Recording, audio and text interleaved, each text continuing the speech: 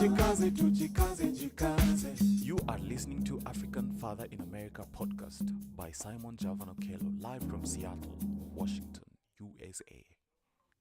Thank you so much for joining me for another incredible episode of the African Father in America podcast. My name is Simon Javan Okello, and I am in Seattle, Washington.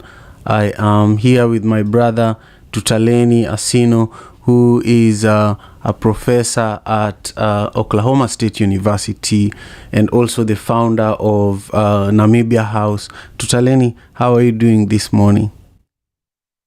I'm good, my brother. I'm good. I'm happy to be here with you. Of course, as always, happy to be in African Father in America Clubhouse and to be in this space to um, reflect on what their ancestors are communicating to us. So I'm very happy to be here. That's wonderful. That's wonderful. You know, we had you here on very short notice. I think it was last week on Friday when we celebrated episode number 300, and you really, blessed us with your time. And today we are having you again on another special occasion, Thanksgiving, here in the U.S. So I think there's a reason why every time we have a conversation, it's on a special day. I feel special. I definitely do. I feel that you are special, and also every day is special, but somehow a day like Thanksgiving is big. Everybody has been preparing for it, especially in the US, Canada, and other. I was just looking up where Thanksgiving is celebrated today, and I was seeing that Saint Lucia, Grenada, and a couple of other countries like Canada also celebrate Thanksgiving today besides the US. Are you doing anything for Thanksgiving before we jump into our regular conversation? I am. When I was a student in the US, because of being an international student, um, I never had a place to go to. So I will usually stay on campus, or at some point somebody will invite me over to their house and share Thanksgiving with them. So I've started repaying as a professor now that I invite students over who don't necessarily have anywhere to go. So I'm gonna be having students from parts of Africa here. Gonna have students from Nepal and other regions in the world. Just we'll be here celebrating, togetherness and eating. So I'll be spending the next few hours helping clean up the house and cooking with my wife and all of that stuff. Since I was the one who invited all these students over, so I'm looking forward to it. How about you? What will you be doing? Yeah, that's so great. I love what you're doing. I love what you're doing for Thanksgiving. Hosting those. It's just family. We will host people too. And I was laughing because I've been cleaning the house since yesterday. Yeah, I've been doing a lot of cleaning, and I'm about to, after this conversation, I'll definitely go back into just asking what can I do to help and doing it, and then going back and asking. Yeah, we are hosting family. We are hosting family at our house. Just a few people, about 12 people, and there's a lot of cooking and yeah. Yeah, but I'm being true to my African roots. I'm not just having Yeah. turkey. I'm gonna be throwing in some goat meat in there, some Yeah. oshitima or fufu, what other people call it. I'm gonna Yeah. remix that whole Thanksgiving. So are you cooking, or somebody else is Both my wife cooking? and I share the cooking. I Ah, love to cook. I don't know if you nice. knew about me, but when I was in school at university, to pay for university, I used to work in a kitchen, in a catering kitchen. So I fell in love with cooking and learned a few things there. And as a result, now I'm one of those guys who also enjoy cooking as much as anything else. So Yeah, that's so wonderful. I'll be thankful if I do not burn anything. That's my my Thanksgiving. Yeah, So that's so wonderful.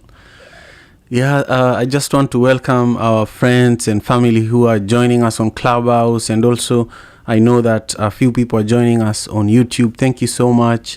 My name is Simon Javan Okelo. I'm in Seattle, Washington, and today we're having a beautiful conversation with our brother Tutaleni Asino, who is a professor at Oklahoma State University, I believe. Yeah, Oklahoma State University. And, Tutaleni is really has become a good friend. We haven't met in person, but I feel like lately we've been talking almost every week, and I feel that it's that time. It's about time for us to meet in person. But you're doing incredible work at Oklahoma State University.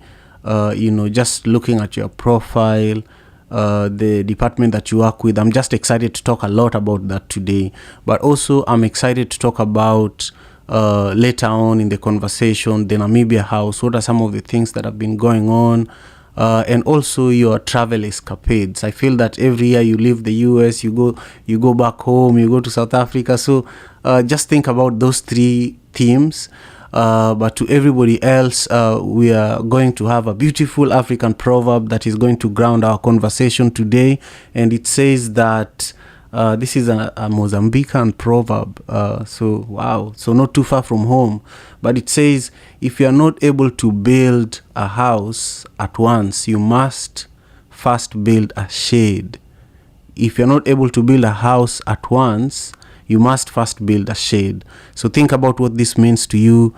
Feel free to join us on the stage if you're on Clubhouse, and also share the link to this room, across Clubhouse and to Twitter, to Facebook, to Instagram, and TikTok, any other platform that you'd like to help promote this beautiful conversation. Feel free to do so. And also, I just want to share 3 nuggets of wisdom before we begin our conversation. These 3 nuggets of wisdom were inspired by today's proverb. The first one says that start small and work your way up. Just start small. There's nothing wrong with that. Then the second one says take your time and do it right. No need to rush and and not get the results that you're looking for. And then the third one says that learn as you go. You might not be ready for the opportunity that you're looking for, but you can start learning something a little about it and continuing to progress. So I want to now invite my brother Tutaleni to also weigh in on what this proverb means to him. The proverb says, if you are not able to build a house at once, you must first build a shade. Tutaleni, share with us your thoughts on this proverb. I've been thinking about this proverb for the last few days since you shared it with me that we're going to be discussing it. And the one thing that kept coming into my mind is paralysis. And sometimes we get paralyzed by our inability to start because our dreams are so big. When our dreams are so big, we don't really know where to start. And we have similar proverbs here that also align with this one. The old saying of every journey starts with the first step, right? And it's always that first step. And for me, when I read this, if you're not able to build a house at once, you must first build a shed. Sometimes you have to start small and keep going and building up as you move, and it starts in everything. So in my background is I'm also a designer, and I remember one one time in school when I was in my master's, I had to build a 3D model of a university residence hall, and it's a building that has 17 floors with 2 buildings next to each other, so it's really 17 times 2, and each of those floors have different characters and so forth. But it gave me a lesson in patience, because you have to start off by building a brick and really designing that brick in all its dimension. Because if you don't design that brick well, when you put all those bricks together, you see all those imperfections. But once you design a brick or two, then it becomes a lot easier to sort of expand from that. And for me, that's sort of what's happening here, is that you have to start somewhere. You have to start off small. If you're not able to build your mansion right then and there, sometime, start off with a small shed. If you are not able to buy your Mercedes E-Class right then and there, start off with a low-end Hyundai and keep going until you eventually reach your dream. I think it's a really great reminder, because often we imagine ourselves in such greatness places that we forget that greatness is not necessarily a one-shot done. It's an acclamation of all these little things that happen, and then you reach this big level of greatness. So for me, that's sort of what comes to my mind, is that, if you're not able to build it at once, don't stop and say, let me stop there and give up. And we have so many. I'm even thinking about, biblical passages of the boss who gave his three servants money and then left. Somebody buried their wealth. The other one invested it, and got return. So the one who buried is basically saying, you know what, I can't build my mansion anyway, so let me just give up now. So it's a proverb about persistent, and also about not letting paralysis set in when you're trying to reach a goal. I love that. I love that. You keep moving. You know, as long as you don't stop, that's what is important. You just keep making progress, and that's really really important.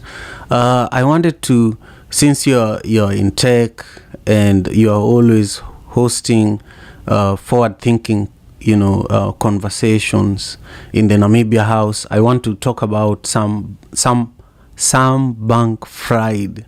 Do you know this individual? Is the CEO, maybe the former CEO of FTX? Have you been following what's Yes, going on with yes, FTX? yes, yes. Yeah, when you think about this situation and this proverb, what can you say about it? I,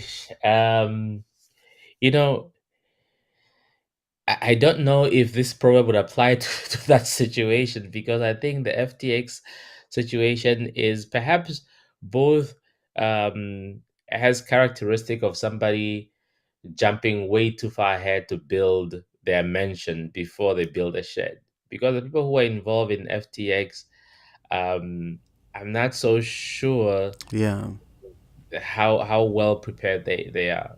So here's my broader sort of thought around FTX, other cryptos, and things like that. Right.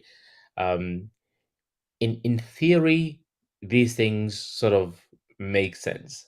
Um, I think the technology of blockchain offers us a lot of different possibilities and a lot of opportunities and everything else. The problem became that it wasn't necessarily being run by people who knew stuff. It's people who got there first, right? It's people who got there first and they wanted to run ahead. And I think we were sort of sprinkled with this euphoric dust that we were all getting excited. And there's a lot of studies that are coming out that the people who got, because the people who we hear about are the millionaires that lost their money and everything else. But the people on the low end, there's a lot of being written that it's mainly black people who have lost a lot of their money in that, because they are the one that have been kind of convinced to get on this rich get rich quick scheme. Now that's not to downplay or destroy, or say no, crypto is not worth it, or the technology. I think there's a lot of things there, but I think some people rushed in too fast without even really understanding what's happening. Like, imagine people who don't even understand finance, but they're the one that are calling you on the phone or sending you spam to teach you about about crypto, and I'm like, but dude, you are just as broke as I am. How is that you now are the one who are trying to teach me about these things? So I think that if we were to apply this proverb to that scenario, is that I feel that those people rushed to build their house before they even considered having enough material to build a shed. But it's been a fascinating thing to see, and I think for me, what has been really more fascinating, the people who call me, and I'm sure Simon, you have the same thing. People are coming into your WhatsApp messages, in your Instagrams, in your Clubhouse messages, trying to convince you to join all of these things, and they don't understand it any more than anybody else. So Yeah. it's been interesting to see how that whole thing is playing out. But not to get controversial, but I'm just gonna go on record to say there is no way if that person was African or even black, they would have been given the opportunity to amass that much wealth or to be able to get all of these things. So I think there's a lot of other inequalities that are built into the system also, but that's a Yeah. conversation for another day. Yeah, yeah, yeah. If he was not, white and so connected, Yeah, he would have been in jail right now. absolutely. Yeah, he would have been in jail right now because this guy is in Bahamas. He's just relaxing, Is and in the Bahamas relaxing with his roommates. Imagine me and my roommates who don't know anything about finance managed to convince rich millionaires to give us their money. I think it's because the guys, both parents are Stanford professors. His aunt is like a dean of, I think, law school or medical school at Columbia. He has done all this. He's really connected. I just don't yeah, think that a person by the name of Tutaleni Asino or no, Simon Javanokelo is gonna be able to get that same exact no, he can't. will be sent to jail right away while people figure out what happened. Exactly.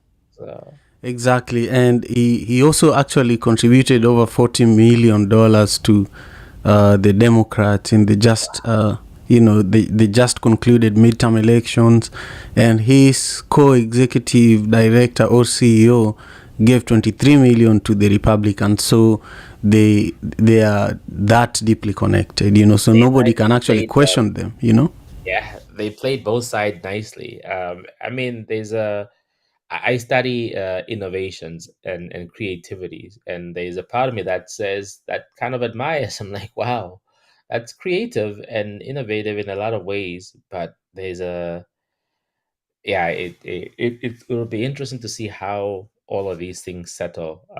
I really think that the broader idea around having a virtual currency, the idea of disrupting financial sort of um, industry with different innovations, the idea of maybe exploring sort of equitable distribution through crypto, the security that blockchain offers, and all of these things that are connected with FTX, I think are really important and exciting for me. I just don't. I never thought it was going to be this quick get rich scheme that people have tried to do. So I'll be interested in seeing how it eventually comes together. Yeah, me too. Me too. Me too. So, for everyone who is just joining us, I am hosting here my brother Tutalenia Sino, who is a professor at Oklahoma State University, and we've been talking about this amazing African proverb from Mozambique. It says that if you are not able to build a house at once, you must first build a shade. And I shared the three nuggets of wisdom. Brother Tutaleni shared his own perspectives on the proverb, and we are now just comparing it with what's going on around the world. But now, Brother Tutaleni, I want to, instead of asking you this story, that this question that I normally ask all my guests about, what is it that drive them, I want to jump to the next question. We will come back to this one in a moment, especially because I'm very, very interested in learning more about what you do at Oklahoma State University, because of the title of the department that you're working in. Sometime it takes me a while to look up my own friends, people that are close to me. I don't go online and look at what is it exactly that Tutaleni does, because whenever we meet, we have a lot to talk about, and I see that you are in the educational foundations and leadership aviation. That aviation part made me a little more curious, but you've also talked a lot about mobile technology and how that's part of what forms the core of the work that you do. Now I'm adding a third item to this question. Clubhouse and community building. I feel that you value building community a lot, and when we spoke last, you are saying that, you feel like I value community a lot, and I host this podcast, so consistently, and it's something that I don't really have to do, but I do it because of how much I value community, and I feel the same way about you. So I wanted you to talk about the work you do, how it's relevant to community building, and why you're so passionate about Namibia House, because it's on a technology platform, but it's serving a very, very old and ancient need that we all have as human beings, and also Africans. We are very, very community oriented. So just have time for a monologue to talk about all those things. Yeah, no, I always love our conversation because they also give me a chance to reflect. Because when you're doing something and you're caught up into it, you don't really think about it. I don't think, we often say that a fish doesn't question the water in which it's swimming; it's just there. Similarly, we don't normally wake up asking about oxygen because it's just all around us because we're breathing, we do it every day. It's become so normal. And I think I do my work, and everybody else. I think once we do our work, we don't really think about a lot of these things. Um, so I'm in the department that you mentioned. Let's focus on the aviation component for a second, right? Um, the We actually have a program where we train pilots in our department, and these are actual pilots that are gonna go into you know um, uh, piloting flights. So maybe next time, if you're on Delta or American Airlines, you might have one of our students who have graduated from there. And the reason why that program is in the School of Education, or rather just like the whole College of Education, is that in addition to being trained as pilots, they also get a teaching certificate where they can then teach other pilots. So that's sort of a major distinction that sets our program apart from others, where they're just perhaps taught how to fly an airplane. So it's a unique feature, and it's one that I think people always ask me about, because like, wait, but why is this? I haven't figured out how to learn how to fly an airplane myself yet, but maybe I'll take one of those classes also, and eventually build my own mansion and get my own flight one of those days. So, but in that department, what I'm in the program that's called Learning Design and Technology. It's a relatively new name. Some people will know it as maybe educational technology at some other universities. Some will call it maybe instructional systems design. But really, the main thing that we focus on, regardless of the name, is the focus on technology to support learning, and then also just the science of learning as a whole. How do people learn? How can we help them learn better? What can we understand about the way culture informs learning? What what contextually appropriate technologies can be used to facilitate learning, which is what led me to mobile learning.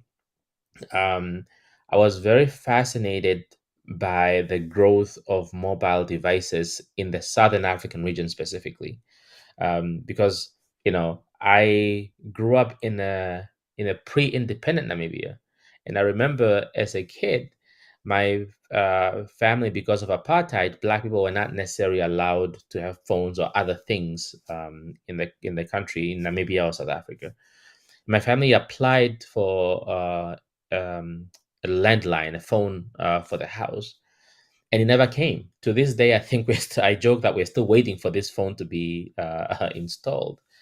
But then Namibia became independent in 1990, and somewhere between around 90 to 95, or even the early 2000, mobile phones just exploded. So you went from people who didn't have electricity or landlines in their house to jumping to having the latest mobile technology. And I started asking myself, like, well, we use these things for banking, we use it for health, we use it to text our friends, we use it in everything, including a flashlight. But when it comes to education, we tell people don't use it. And that always bothered me because if you think about it, a phone that was around in 1990, the one that you had to press 3 times to enter any letter, those phones from the 90s, it said that it has the technological equivalent of what sent people to the moon in the 1960s. So if you think about it, you have this technology that can get people out of our planet to go to the moon, and you have billions of people who are walking around with it in their pocket. But we are telling students and teachers, no, this thing is too distracting. You can't um, use it in your classroom. And I always show people the little, I have a little black mark here in the palm of my hand, um,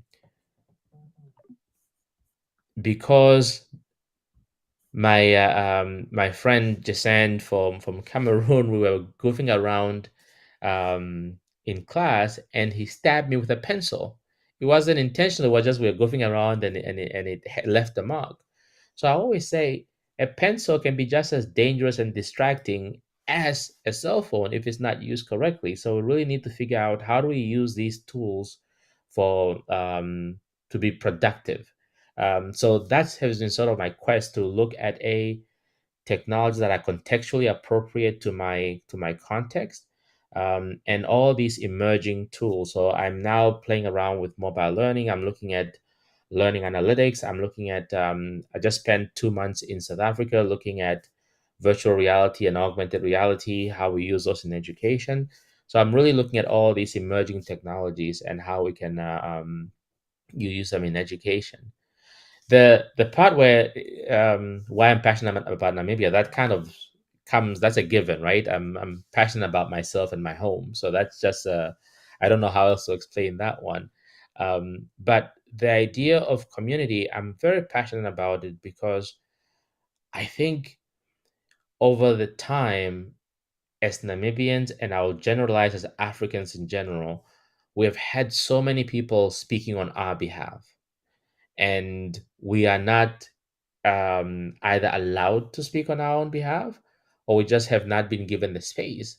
And now you and I, Simon, we're able to give that space, right? We have the same technology as somebody else. We might not have the same access, but we are going to continue to knock down that door to make sure that we also have our space.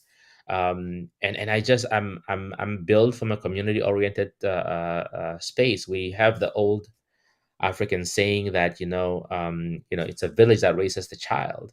That's just how we are designed. We're not designed to be alone, or to thrive on our own. And if you compare this to our philosophical sort of underpinning and background compared to maybe something as European philosophy, right? You have Rene Descartes' "I think, therefore I am." The focus is on the individual, right? If you look at the Ubuntu philosophy, it's "I am because you are," right? So there's a built-in aspect of community in our cultures, in who we are, that we just can't escape from. I joke around that, when I was a kid, you know, um, we showered together with other kids, right? we sit together with other people. Even when you're eating your shetima, you get one plate of shetima and one plate of stew, and you take from the same plate and you eat from the other. You don't do anything alone. That's just how we are designed. So I can't escape that part, and that's really what drove the Namibia House.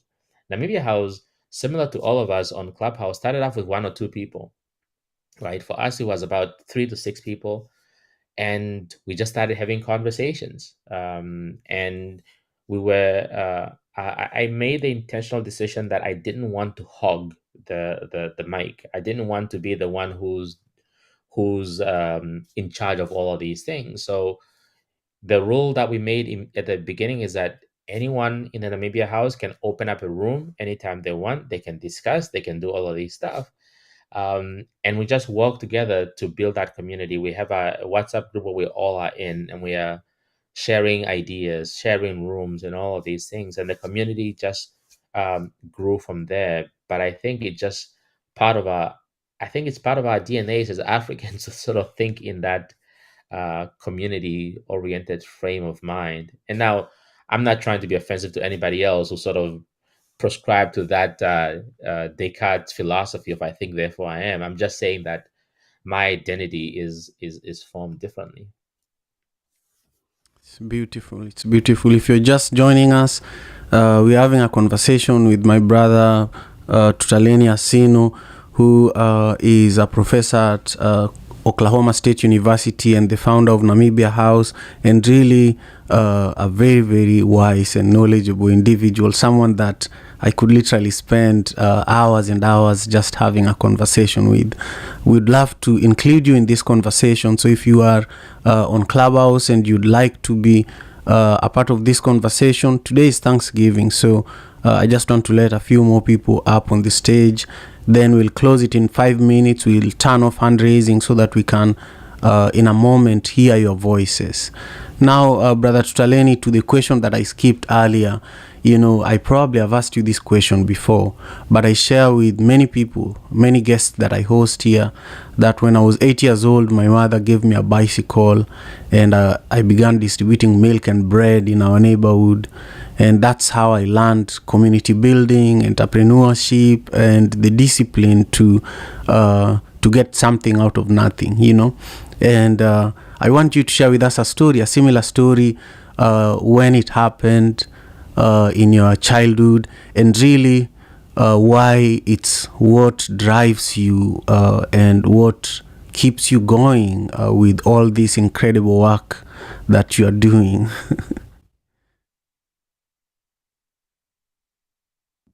Um, I'm sure there's many, so but there's one that always keeps coming to my mind, and which I think is a reflection. I tend to apply it to what's also happening in Namibia and in our continent as well.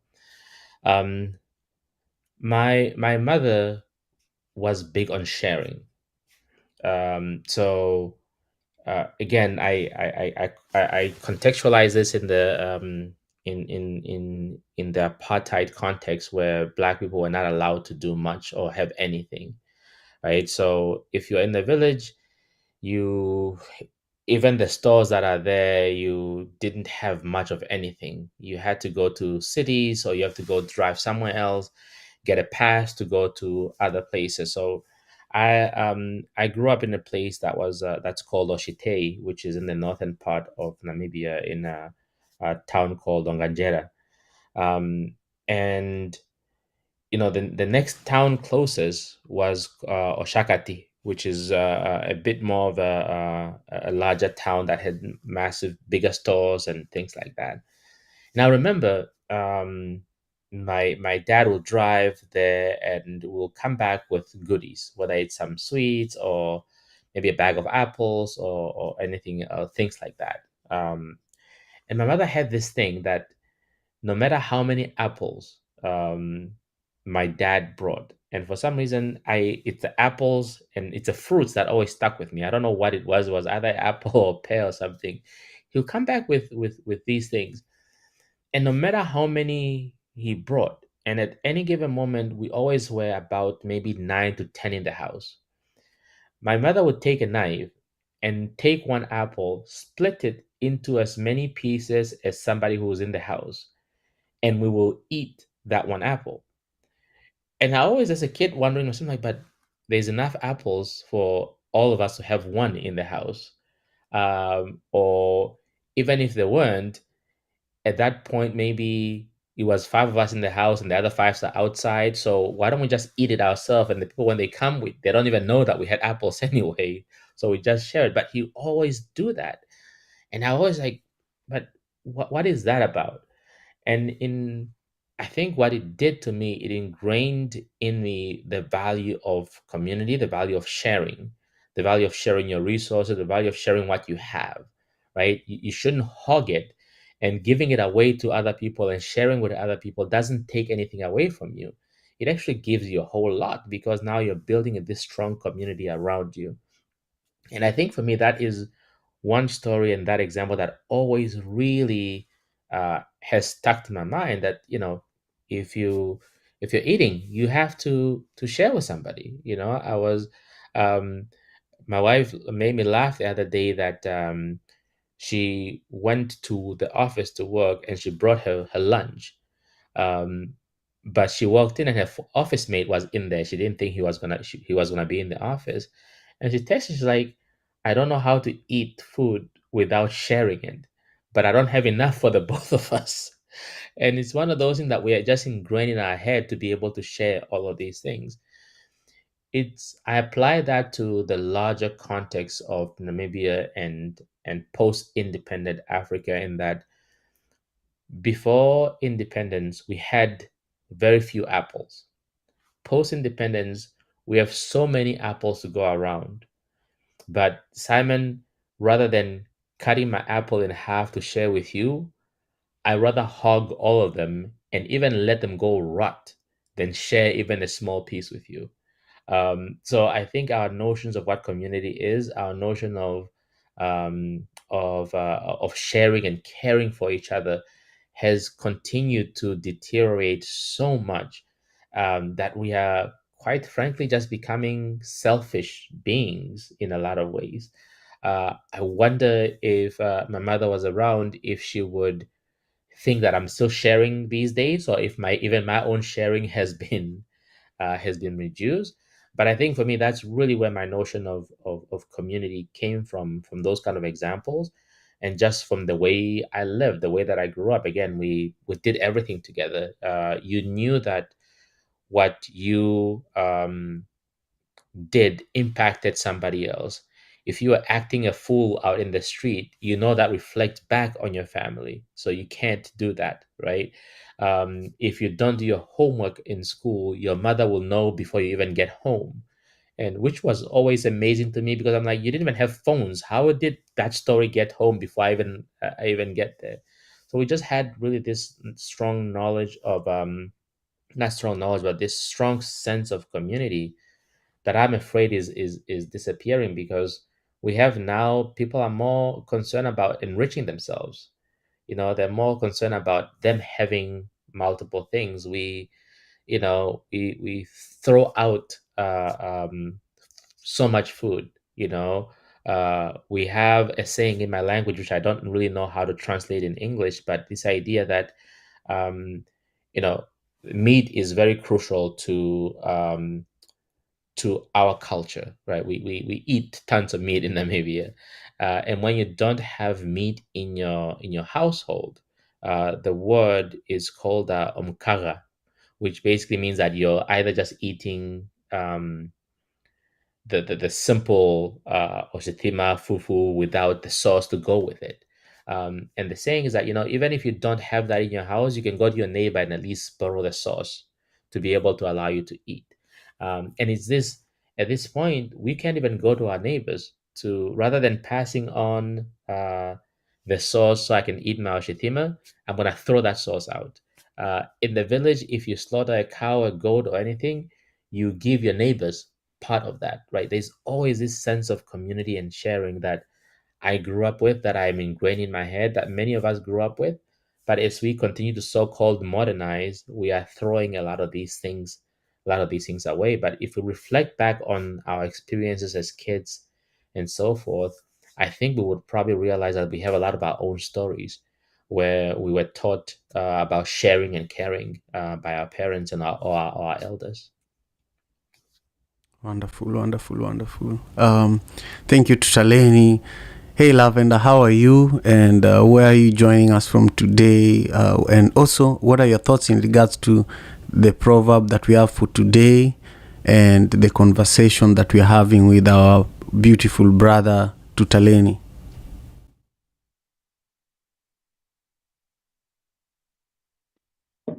Hello, hi Simon. Hi Tutaleni. Thank you so much for sharing your wisdom with us. And my thoughts about today's proverb: if you're not able to build a house at once, you must first build a shed. So for this proverb, Tutaleni has been sharing um, nuggets after nuggets on top of the 3 nuggets of wisdom Simon shares. I feel like you've got it all covered about sharing, always extending a hand to help other people. And Simon shared about starting when you have an idea or you want to start on something, you start before you have everything figured out. You learn as you go. Thank you so much. This is Lavender. I'm speaking from Nairobi, Kenya. Asante sana. Asante sana means thank you very much. Thank you, Lavender, for being here today. Let's hear from Brother Earth. How are you doing? Where are you joining us from? And what are your thoughts on the proverb and also the conversation we are having today? Peace and love, family. It's Brother Earth.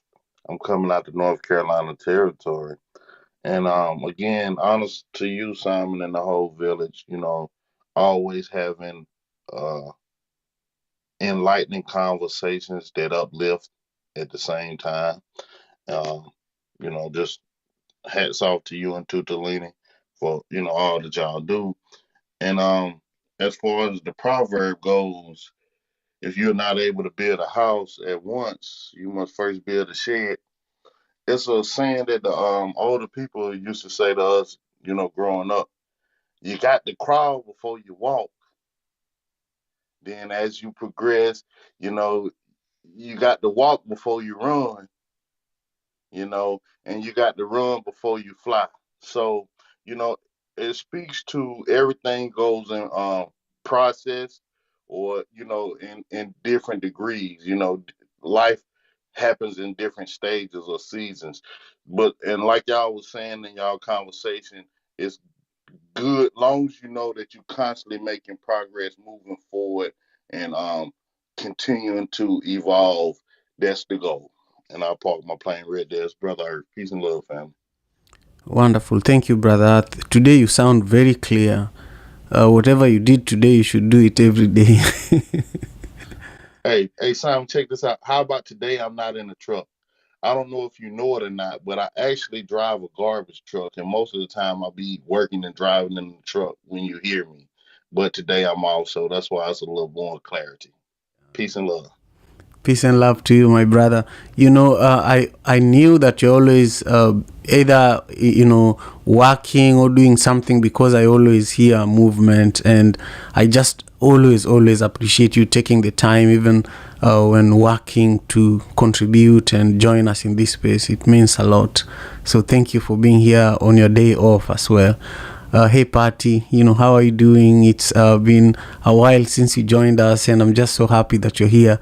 Share with us your thoughts on the proverb and any comments on our guest. Thank you. Wow. Well, very thought provoking shares. Thank you so much to all the guests. Thank you, Simon. Yeah, with the House of Creativity, I'm always modding and usually goes into and over this room. So today was a shorter day because of the holidays here in the USA. So when you pinged me, I was like, yes, I I was excited. And I follow your Proverbs every single day nonetheless, and I love them, and this thought-provoking one as well. And for me, what bubbled up was, of course, that everybody shared really resonated. But what bubbled up for me also is like, use what you have, and whatever it is. And sometimes it's your shed is your pen, your pencil, your paper, because no matter how, even going a little off the proverb now, even if you had all the means in the world, all the bricks in the world, all the money in the world, you still have to start with that pen and pencil or paper, that first word, that first mathematical equation, that first drawing, that first line. You have to start somewhere, and there's always something that you have available. It brings to mind somebody, I forgot who it was sharing, because I was cooking in the background here while I'm listening, but somebody shared something that brought to mind a good memory of when I was little, and I would go outside and I would play house, and I would find a bush that would be my house, and then I would make my plates out of leaves, and I would make my food out of sticks. You always will find something because God will always provide. So start with one thing and then you build from there. God bless, and back to you, Simon. Oh, many blessings to you, Patricia. It's wonderful. It's wonderful. Your energy is always, just nourishing. Thank you. Thank you for being here and for your contributions as well. Let's go to my brother Jermaine. Jermaine, how are you doing? Where are you joining us from? And what are your thoughts in regards to today's proverb from Mozambique? And feel free to share any comments in regards to the conversation we are having with Brother Tutaleni Asino.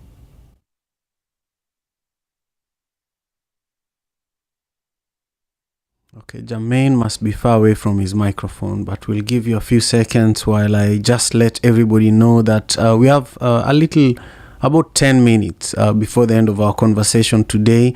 So this is a good time to remind you that there are many, many ways that you can support the African Father in America podcast. But today I want to ask you to just focus on the YouTube channel. If you are on Clubhouse, the link is at the top of the room. Go ahead and click that link and subscribe. And if you are on YouTube, make sure you subscribe if you haven't, and also give this video particularly a thumbs up. Then while still on YouTube, there are ways that you can actually appreciate this show by gifting financially to the show through YouTube. So if you want to learn how to do that, there's a way. It's called a super thank you. I think that's what it's called on YouTube. So look for that. I think it's important that we do that, especially on a Thanksgiving Day, to help with growing this platform. I actually have a number of people back in Kenya that work for One Vibe Media that produces this podcast. So there are a number of African youths that support their own families as a result of working to produce this show, researching all the podcasts, the proverbs that you see, designing the memes that you see. So my dream has always been to create employment for African youths. So even though I'm in Seattle, Washington, I'm very proud of how I'm doing myself, with my media company and my non-profit and my family, but I can never forget where I come from. So I'm always, rooting for Africa, but also doing the work by really creating opportunities where people can also do what they love.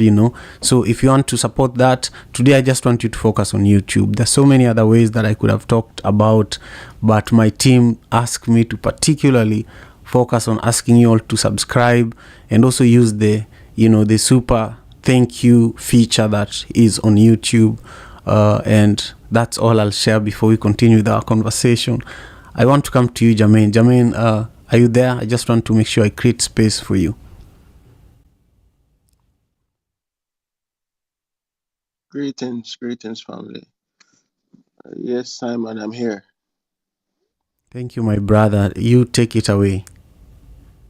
Okay, give thanks again. I came in, in the midst of your guest speaking. So I just want to just encourage him to continue, to to be great. And I learned something about his country, Namibia. Is that the correct pronunciation? Yeah, Namibia. Yeah. No, right. Yes. Southern Africa, right? So, Yes. and he was talking about before independence how they used to have more apples, less apples, less apples before independence. After Right. independence, way more apples, but they're not being shared. One would have so many that it's even going rotten, So just look at that, It's incredible. Like the more affluent people get, it's like the less kind, the less generous, you know. It's incredible. Today is Thanksgiving, and you're asking, people to support the podcast through the YouTube platform. And just imagine Thanksgiving, there's a lot of people having so much, big turkey spread, potatoes, juice. I can imagine, the amount of food and togetherness that will manifest today, and there are still, a lot of people on the planet that's still going hungry, that still don't have not even a salad, not even the sides. Some of these, Thanksgiving dinner would have some sides, like, potato on the side or chips and coleslaw. Some people not even having the sides, there is starvation going on, in parts of Africa. Tigray, they said it's man-made or whatever. There's threats of, global famine, at a biblical proportion. I think the um, Food Administration or the United Nations, they say something like that. So what we know is that cost of living is high. People are feeling it. I know people are feeling it in Jamaica where I am. So we just want to be more generous, be more giving. That's what I really want to say for saying all of that. We give thanks and we have gratitude, for this day. But I want us to think about, you know, being more of a giver. It's more blessing to give than to receive, And there are people right now who would just want some of your apples. So instead of allowing them to rotten, why not just share? Spread the love around, spread the wealth around. Don't hoard. It don't really make sense. It don't even make sense. But maybe somebody who don't understand will think it make much sense to have all and keep it all for themselves. So my thing today is spread the share help the podcast through the YouTube platform. Try to help in anywhere you can in your community. Just keep spreading joy and gratitude and and this and today especially. So the proverb now I almost forget. It's very, simple to me, start where you can start. Start with a low hanging fruit. If you cannot build a house, build a shed, have a tent. Qatar is hosting the World Cup now. 50 years ago, Qatar was way, way, way, way, way backward and I don't know, a backward place, a barren place, but now they're rich. Why? Because they start, with what they have. They are tents. The Arabs are tents. Now they have the tallest building. So you just start where you are, start where you are. The Arab are tents. In Qatar, they are tents, mud houses. Now they have the tallest building. So just start where, start somewhere. Now they're hosting the World Cup. Everybody's glued to their television, the greatest show on earth. Everybody's looking at Qatar now. We're a small country. Now the world is on them. So even small thing can have great impact. So if you have a tent, use your tent. Be comfortable. Wherever you lay your head, that's your home. Make your home comfortable. Make your tent, your mud hut comfortable. Sooner or later you will be in a palace. So that is my thought, Simon, and thanks again for the opportunity to speak. Wonderful, wonderful. Thank you, my brother, for everything you just shared.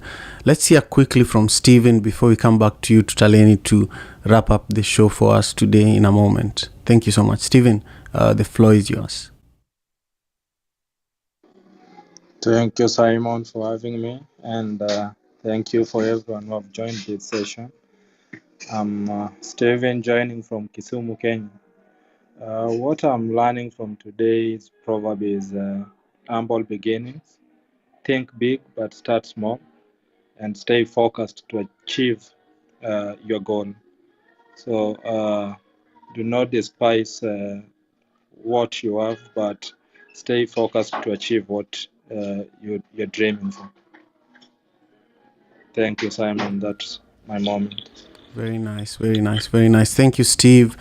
For I was mentioning earlier that I have a team of people that I work together with in Kenya, particularly, and Steven is one of them, and Lavender is another one. Stella was here earlier, so you can connect with them directly and learn more about some of the initiatives that we are doing.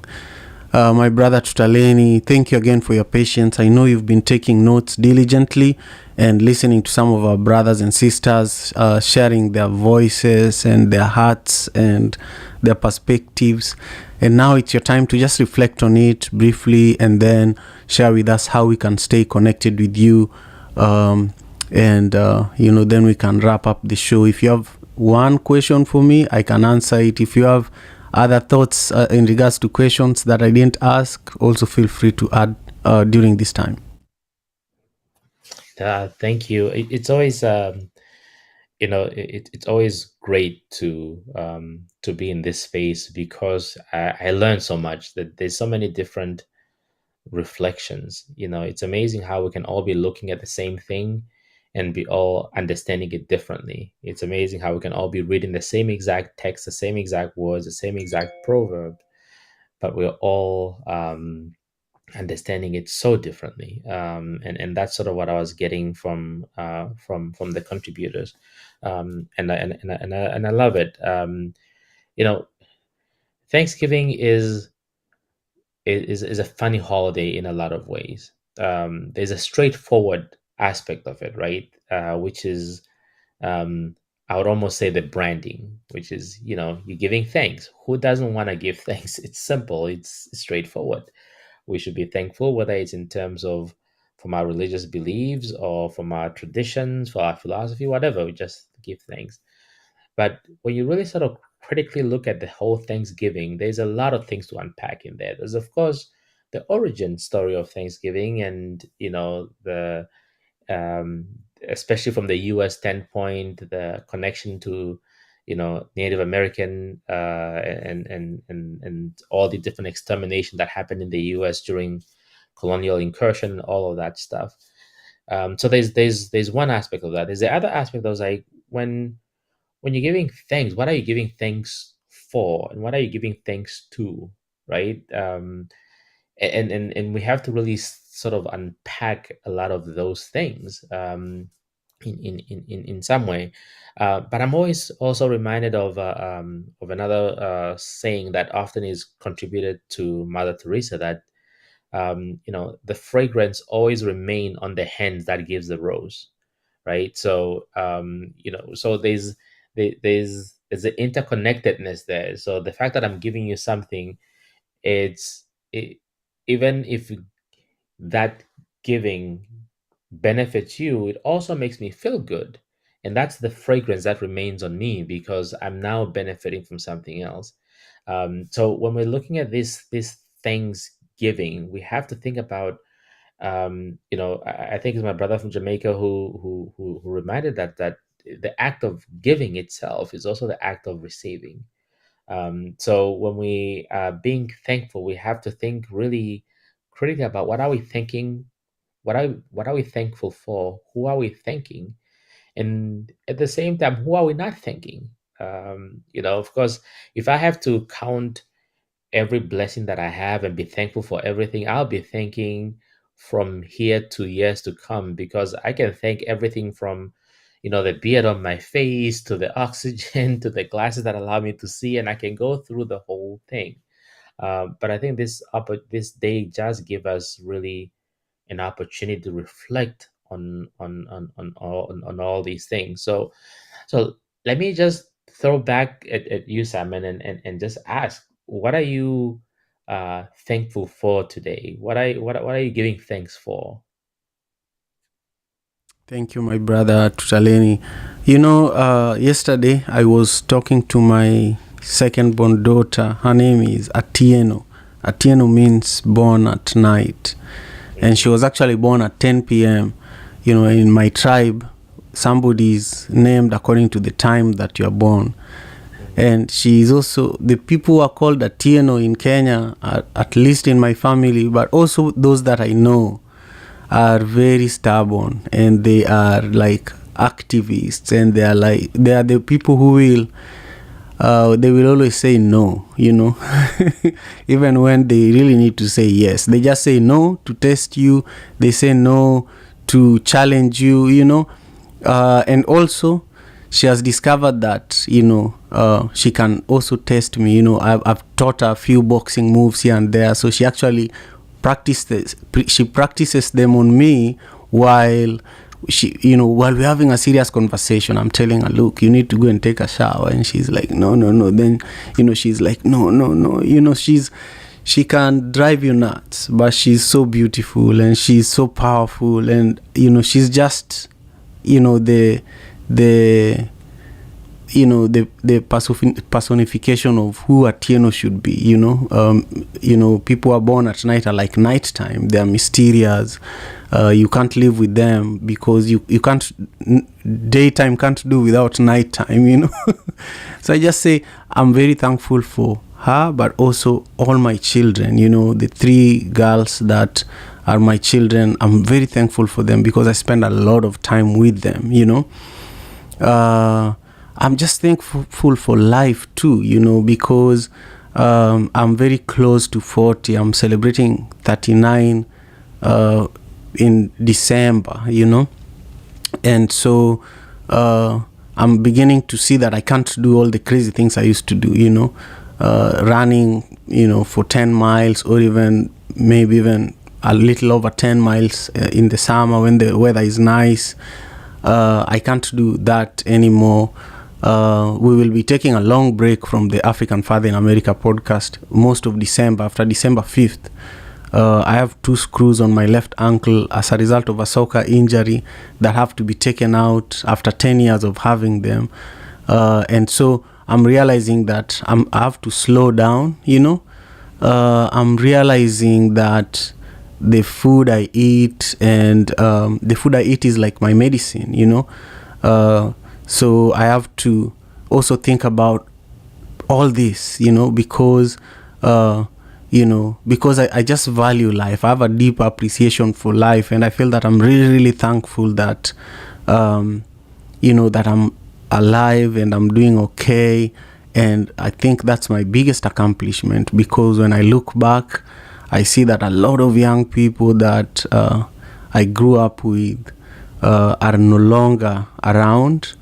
They are ancestors already, young ancestors, I think young ancestors are very active wherever they are, because they are supposed to be here helping the world to evolve, so they were ejected out of this space unexpectedly because they were born in Africa, or the circumstances that they were in forced them to be criminals and do things that they really didn't want to do, So for me, while I'm thankful for life, I'm also thankful for their lives, for the lives of these people that are no longer here with us. And I just thank them for also teaching me, because if certain bad things didn't happen, I would have been even more crazier, because at some point I was as crazy as many of those who are not around, So I just thank God that life has humbled me to an extent that I'm willing to be a father. I'm willing to connect with people like you, to do things like the African Father in America podcast. I just feel that that's what's most precious to me, just community. I'm just thankful for a lot of things, Tutaleni. Why did you ask? I think the, there's one part for me, and this is gonna be my last thought. I get stuck in words, and I think it's really interesting that the word is thanksgiving and not giving thanks, right? So for me, I almost want to split those two words, thanks and giving. And the example that I gave about, the fragrance always remains on the hand that gives the rose, is that there is an act.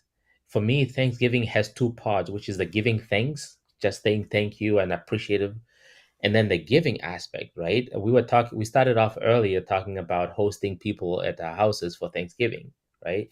There's a part of giving that is involved in that, but I feel like sometimes in this Thanksgiving, we sit back and reflect and just say thank you, and we don't really give, right? And in your reflection, you're also reflecting on what you have been giving, whether it's to your daughter, and it's interesting when you're using the metaphor of day and night, right?